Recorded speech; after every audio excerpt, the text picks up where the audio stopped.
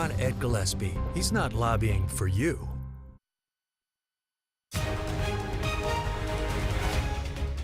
Good morning, America. Breaking overnight. Thousands of top-secret documents about President Kennedy's assassination finally released. What did the government know about his killer, Lee Harvey Oswald? And the national security concerns about the files President Trump won't release right now. Whiteout, blizzard-like conditions hitting the Midwest in the first snowfall of the season. 19 states now facing winter alerts, and the East Coast bracing for a powerful storm, heavy rain, and possible flash flooding from Florida to New England. Also this morning, wild ride. And he is 10. He is 10. I got a good look at him. He is 10. A 10-year-old on the run, leading police on a dangerous high-speed chase, reaching 100 miles an hour, swerving across the highway and into incoming traffic. Troopers bringing the pursuit to a dramatic end. Was he inspired by video games? And rescue at sea. 2 sailors and their dogs finally found after nearly 5 months surviving major storms and terrifying shark attacks, how a fishing boat and the Navy came to their rescue. Live in Times Square, this is GMA with Robin Roberts, George Stephanopoulos, and Michael Strahan. Good morning, America. We hope you're well this Friday morning. That song, Safe and Sound, exactly right for that rescue. So unbelievable. Several months lost at sea. I can't even imagine that. And they look extremely happy when they were saved by the Coast Guard. But they are safe now, but they survived some pretty scary situations.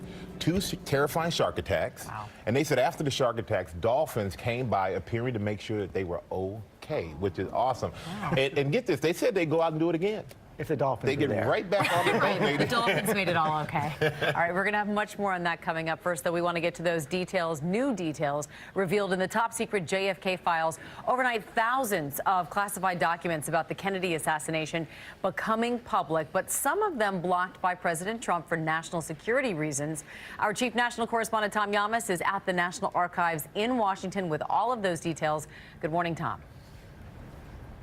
Amy, good morning to you. This is just a sample of some of those documents, everything from FBI interrogation memos to receipts to the actual CIA plans to kill Fidel Castro with poison pills. There's so much information here, and our team spent all night going through those 2,800 documents. But as you mentioned, some remain secret, but still, there is so much material in these documents for people who like conspiracy theories to cherry pick and build their case. This morning, thousands of documents shedding new light on the investigation into the assassination of JFK, but also adding to the mystery of what happened in Dealey Plaza on November 22nd, 1963. The newly released files show an effort by investigators to chase down every lead. This FBI memo from 1964 disputing claims assassin Lee Harvey Oswald was an FBI informant, finding he was never paid money or ever assigned an official symbol number like a code name. There is Lee Oswald. He's been shot. On the day Oswald was shot and killed, just 2 days after Kennedy, this memo apparently from the head of the FBI, J. Edgar Hoover, demanding public doubt be dealt with, saying he wants something issued so that we can convince the public that Oswald is the real assassin. Assassins need payrolls, schedules, times, orders.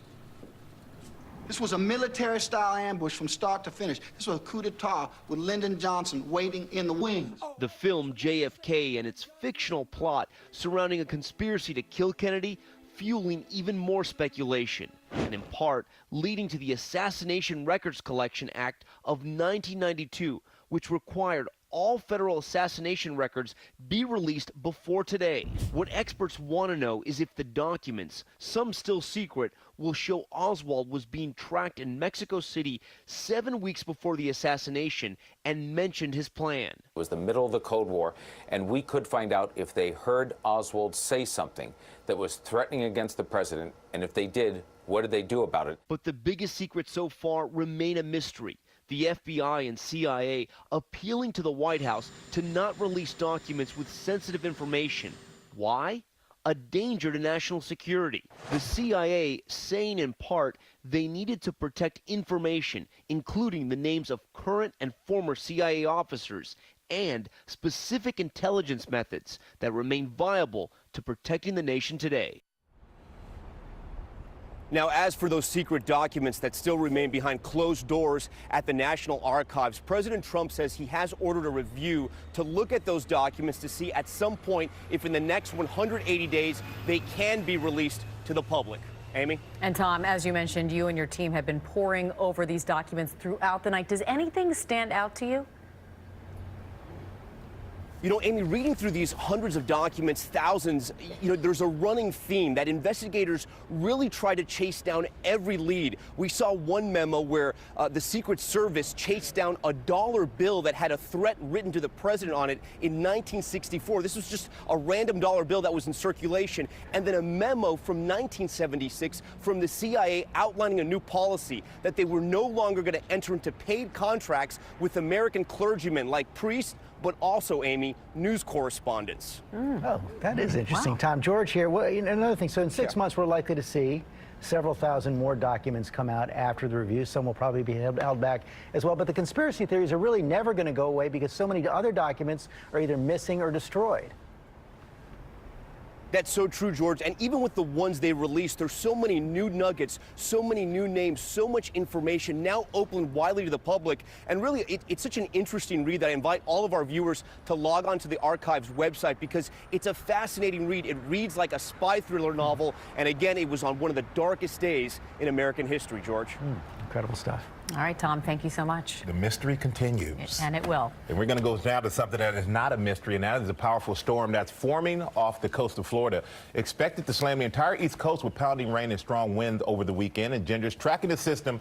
And Ginger, we're also going to see the first big snowfall of the season already. It's already started, Michael. 2 storms actually combining. So we have this group of thunderstorms that's off Central America that'll combine with what did this in Minnesota. Blinding snow there, the visibility near zero, more than 8.5 inches, and even bringing cold enough air to take Boulder, Colorado, who was in the 70s and 80s just 24, 36 hours ago, into snow. So the cold air is certainly present, but that's going to come together with this low. And by Saturday, South Florida could see 2 to 4 inches of rain as it moves up the coast. It's going to be heavy rains from New York up through New England.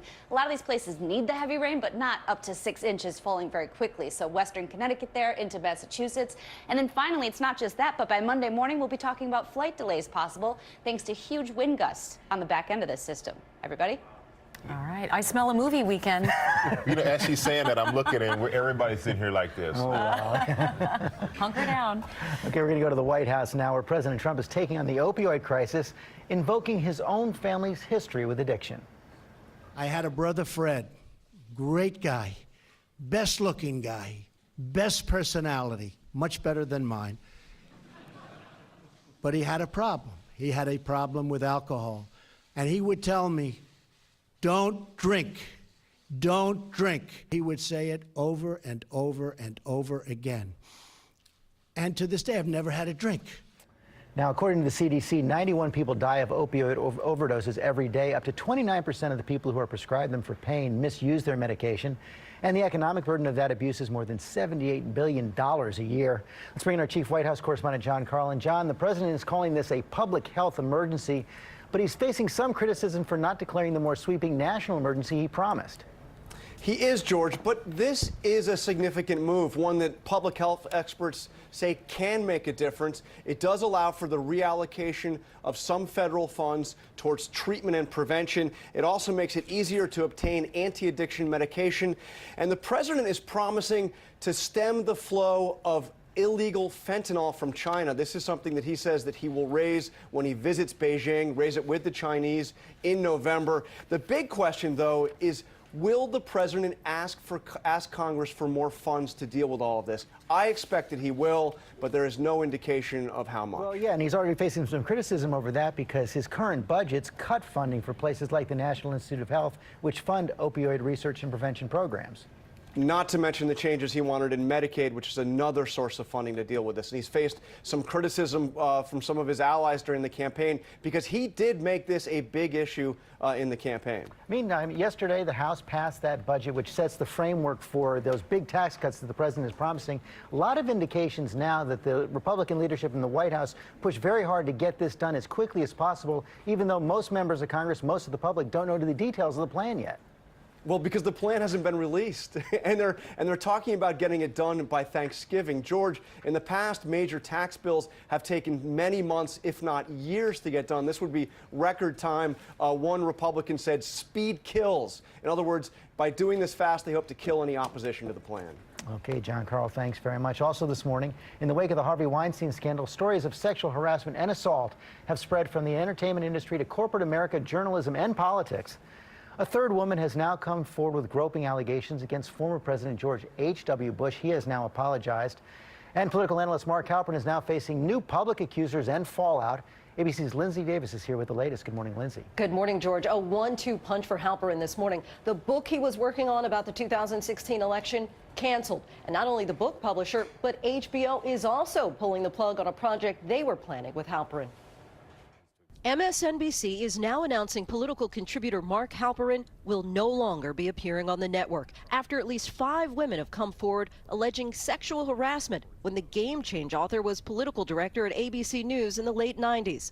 The women, who were all in their 20s, shared stories of Halperin propositioning them for sex, making unwanted sexual advances, and pressing himself against them. This morning, more women are coming forward to allege they either knew about the behavior or experienced it themselves. Former ABC News researcher Diana Goldberg told the Washington Post she reached out to Halperin for help with a story, but says he would only help her if she sat on his lap. ABC News says Mark left ABC News over a decade ago, and no complaints were filed during his tenure. But the women say his high position at the network stopped them from coming forward. CNN senior correspondent Clarissa Ward called Halperin's behavior an open secret when she was an international reporter at the network from 2007 to 2010. She tweeted out, "As if most of us at that age aren't just trying to be seen as competent equals with a bright future ahead and not a potential HR headache." Let's be very clear. The one responsible for any sexual misconduct that may have taken place is the man who instigated it. Halperin put out a statement saying he did pursue relationships with women during his time at ABC News. He says, "I now understand from these accounts that my behavior was inappropriate and caused others pain. For that, I am deeply sorry and I apologize." And Amy, he says now he's taking a step back from his day-to-day operations and will focus on this situation. All right, Lindsay Davis, thanks so much. Now to a close call in the sky overnight. A Delta flight from Atlanta to Amsterdam forced to make an emergency landing, and ABC's Eva Pilgrim has more on that story. Eva, there were some pretty chilling words from the pilot. Yeah, we lost an engine. That's the last thing you want to hear when you are flying over the ocean, but that's exactly what happened to Delta Flight 70 from Atlanta to Amsterdam. Take a listen. Delta 70, roger. And we just lost the engine. You in full control of your aircraft? Yes, sir. We're just dealing with the engine failure. We're now declaring emergency. The Airbus 330 was more than halfway, about 4.5 hours into the 8-hour flight, crossing the Atlantic when it ran into trouble just south of Greenland, forced to turn around and make the 2-hour trek to make an emergency landing in Newfoundland, Canada. Now, the plane landing safely. Delta saying in a statement overnight that it was an engine failure, but it experienced an engine performance issue. The passengers we spoke to from last night's flight telling us we're just glad to have made it to the ground. Those passengers, they are waking up still in that plane this morning on the tarmac. They have been in that plane since 3:30 yesterday afternoon. They tell us that their new plane has landed. It is parked behind them, but no word at this hour when they will be en route to Amsterdam. Guys. All right, Eva, thanks so much. I'm sure they're just happy to be on terra firma. And how calm that pilot sounded when making that declaration. So glad everyone's okay. Absolutely. Yes. And now, thank you, Amy. Now to the day Apple fans have all been waiting for. You can pre-order the iPhone 10. It's Apple's most advanced phone, and it comes at a high price, starting just under $1,000. Rebecca Jarvis is here with everything we need to know. Hey, Rebecca, I've been waiting for this myself. A lot of people have been waiting for this one. So it went smoothly overnight when the pre-orders started at 3 a.m. Our producer was able to go on the website at 3:15 and purchase one of these iPhone 10s. But if you go on the website now, it's going to take at least 5 to 6 weeks before you can get that phone. And Michael, we've been talking about this. One of the issues here is the fact that it looks like demand is probably going to exceed supply on this one. Oh, really? So what happened when the sales opened last? Oh, I know, because I didn't order mine yet. But what happened when they opened last night? So the response was immediate. Tons of people on the website just wanting this phone. So a lot of people worried it was so expensive. Yes, there were those concerns initially, but what it looks like now, Apple produced, according to analysts, about 3 million of these phones. But to put that into perspective, versus the iPhone 6 at launch, the iPhone 6 at launch sold 13 million versions of that phone in the very first weekend. So analysts are saying maybe we don't have enough of these phones to meet the demand. Of course, this is a highly elevated phone. Apple calls it revolutionary because of the facial ID recognition technology, where you can look at the phone and automatically open it with your face. They have the Animojis, they have the no home button, and of course there's those upgraded cameras that everyone's talking about because of the selfies and augmented reality. And they're banking a lot on this phone. It's an important one for Apple. So that'll be a huge difference. Yeah. Huge difference. Revolutionary. This is so different than any other phone that they've ever created before. Wow. I'll tell you what, I'll let you know, George, because I'm going to get on and order it. Calling Apple. Thank you, Rebecca. Thanks, guys. We're going to move on now to that crazy car chase. A 10-year-old boy took his family car on a very dangerous joyride, drawing police into a high-speed chase at 100 miles an hour. ABC's Gio Benitez here with the story. Good morning, Gio. Good morning to you, George. We're talking about a car chase across 2 counties for 50 miles, and as you're about to see and hear, police could not believe who they found behind that wheel. He's going in the ditch. He's going off-road. This isn't any ordinary police chase. Listen. He stole his parents' car. And he is 10? He is 10. I got a good look at him. He is 10. That's right, a 10-year-old leading Ohio police on a 50-mile chase. My 10-year-old stole his dad's car, and I'm following him. He's running from me. Watch this. One witness capturing the moment the car crosses over the highway median right into oncoming traffic. He's running. His wild ride growing even more dangerous once the boy hits the Ohio Turnpike, reaching speeds of 100 miles per hour. State troopers jumping in. If I hadn't yielded to him, he would have hit me back there. I tried to roadblock him. He went right at me. Authorities trying to stop the boy's joyride without force. A motion for him to pull over, and the child shook his head no and continued driving. Block him in here. Do not let him get by you. Block him in. The chase moving off the pavement. The boy expertly maneuvering the car, even driving in a ditch, trying to avoid spike strips that police laid down, hoping to stop him. We're not going to let him get back on the highway. Finally coming to a stop after knocking down that road sign, the car blocked between 2 patrol cars. Roll down the window. Break the window. Break the window. Roll down. Roll down. Get out of the car. Overnight, the boy's father speaking out. I told him he could have hurt somebody, he could have hurt himself, or he could have been killed. Yeah, and believe it or not, this isn't the first time this 10-year-old went on a joyride. Earlier this month, he took his mother's car for a spin. The boy's family told our Cleveland affiliate that they think that he got the idea of reckless driving from playing video games. You gotta lock these cars up. Oh, yeah. Man, that is really something. Thank you, Gio. All right, we're going to head back now to Ginger with more on those fires out in California. Yeah, so this fire is actually about an hour and a half north and east of San Diego. It's the Cleveland National Forest, now 350 acres burning. It's still warm and dry out there, but fortunately, we've got a little bit of moisture right at the beaches and slightly cooler than it was earlier this week. We're also watching that big cool down coming. Your local weather in 30 seconds. But first, the weekend getaways brought to you by Walgreens. Getting your flu shot at Walgreens is easier than ever. Just walk right in and pay $0 with most insurance. Plus, when you get a flu shot at Walgreens, you help provide a life-saving vaccine to a child in need through the UN Foundation.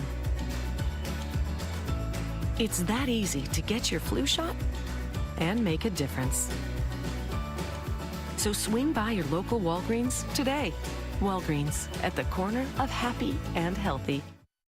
Well, you may be scraping a little frost off the car this morning. It is cold, 30s and low 40s in the city. We are going to expect lots of sunshine today. High temperatures in the mid to upper 60s, increasing cloudiness for your Saturday, but most of the daylight hours will be dry. Our high 68. Sunday looking like a rainy day, but more so now in the morning. We may actually be drying out a little in the afternoon, but it will be chilly, windy too. We'll see sunshine return Monday. Very cool, 56, 60 degrees with sunshine for your Halloween.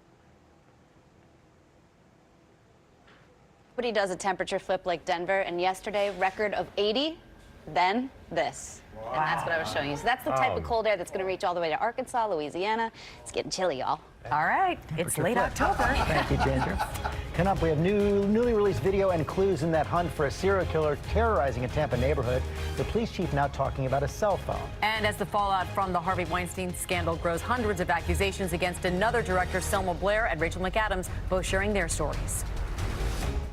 Hey, are you taking the tissue test? Yep. And my teeth are yellow. I mean, I knew they weren't perfect, but ugh. Oh well.